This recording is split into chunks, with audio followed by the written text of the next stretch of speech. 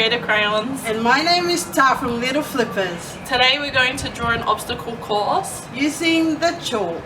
and this will help enhance the children's hand-eye coordination and gross motor skills. And now we'll start drawing our hopscotch.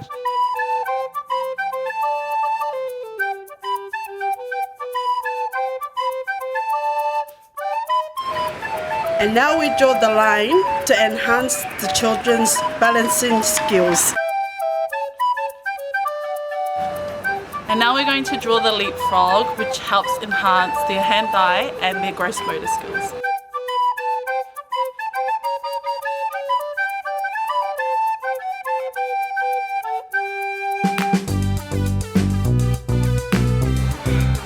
And now we draw the arrow to enhance the children's sense of direction skill.